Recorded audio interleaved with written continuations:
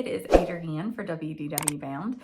And in today's video, I'm going to talk a little bit about DVC. I'm going to straight up and go ahead and tell you I am not a DVC member. However, my husband and I a couple of years ago went on a DVC tour. If you have been stopped by any of the DVC salespeople in any of the Disney parks, you'll know that that's something that they push. They try to get you to sign up to come for a tour. It did stop, of course, during the COVID pandemic, but now it's returned. And recently, in the past couple of weeks, I've heard people talk about them giving incentives for you to come to a tour and to the sales pitch again. So I just kind of want to talk a little bit about our experience, whether or not we thought it was worth it to go, what we got, and what we learned. So like I said, a few years ago, we took one of our very rare trips where we went for multi-days at a time. And so we knew that we would have the time to devote to go to one of these sales pitches. So we went ahead and signed up. At the time, I will tell you that they were offering a $75 gift card per person to attend. So that included my kids. Even though they didn't come to the sales pitch with us, they went into their little kids clubhouse, which I don't know if that's still a thing either, unfortunately, because I haven't done this, the DVC tour again.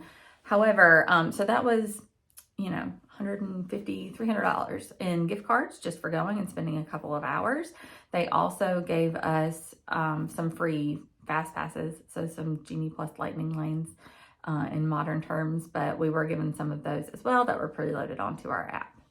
So what did we do? We signed up with one of the salespeople to a specific day and time. They came and picked us up at our resort and drove us to Saratoga Springs, which is where the main DVC sales area is.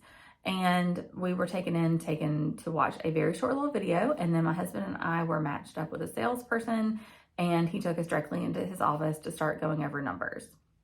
We were upfront with our salesperson immediately and let him know that we had no intentions of buying in that day, that we were more just information gathering. And Steve was his name, was really great at being open, honest, and comfortable with the fact that we weren't going to buy in, though he did continue to slip in little phrases like, when you're DVC, or you're going to love being DVC. He was very, very good at his job. But he was not pushy, and that is something that I really appreciated. And he was able to answer pretty much all of my questions, which I'm going to go over with you really quickly. If you don't mind, I'm going to read it off of my computer because I had them all listed out, and he was, like I said, very thorough in his answers, and I'm very grateful for that. The first question I asked is, why should I buy into Disney Vacation Club as opposed to just renting points like I've been doing currently? And his answer was that buying is prepaying, which it is. And once you have reached the amount of vacations past your buy-in, hotels are essentially free from that point on. That was his answer. That's the official answer. And I will tell you why, even though he gave that answer, we have still opted not to buy in to Disney Vacation Club at this point. And that's because in addition to the buy-in, which could be upwards of $21,000, $22,000, depending on if you're buying directly from Disney, there are yearly dues. So that number is not typically factored into their math, but it's always factored into my math. The next question I had were, what are the perks of being Disney Vacation Club that I don't already get as an annual pass holder? And unfortunately, the perks of both annual pass holder and DVC change and are subject to change yearly or monthly, and they could be given or taken away at any time. And so really, there's not an incentive to buy into DVC just for the perks. At the time, it was 25% off of your annual pass, which is a good deal. Do not get me wrong, because you have access to lower levels of the annual pass because you're considered technically a Florida homeowner, essentially. So you get the access to the Florida resident passes instead of just like out-of-state resident passes like we have. However, like I said, because those are subject to change at any time, even Steve told us that buying into DVC just for the perks is not worth it. The next question I have for him is, what happens at the end of the contract? For most new hotels, it's a 50-year contract. And some of the older Disney resorts, say Old Key West, which was the first DVC resort, it was extended 15 years. However, he was very upfront about that as well. He doesn't have an answer to what happens past that 50 years because a lot of people will, deed it to their children or whatever, and he doesn't know that that would still be an option. He couldn't answer 50 years into the future. I then asked, why should I buy directly from Disney for Disney Vacation Club as opposed to the resale market. And again, it comes down to those perks, essentially.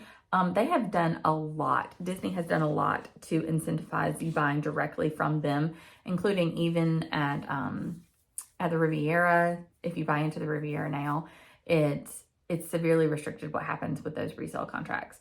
So he said you don't get the perks, like I said, from buying at resale. He mentioned that the contracts for you can't use your points towards any new resorts that are built after the Riviera. So it just, that would be a cost question for you and your family if this was something that you were interested in.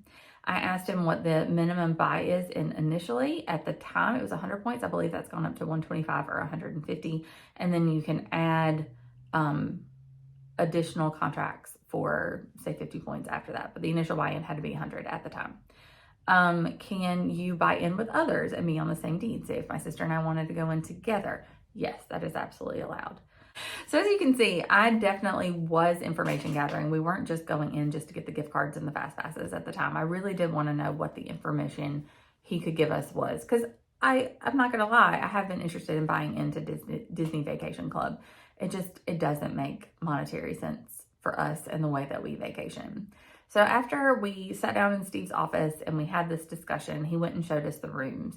And so at the time they showed us Copper Creek and the Riviera. I'm not sure what they're showing these days, but it made me fall in love with the Riviera. So that was actually a really dangerous part of the tour. But they were absolutely stunning. They show you one bedrooms, which is probably the best idea because the one bedrooms are just absolutely beautiful. And especially for the Riviera, which was where we're going to be staying on our next trip, actually. Not in a one bedroom, we're staying in a studio, but it just really sold you on how beautiful these resorts are.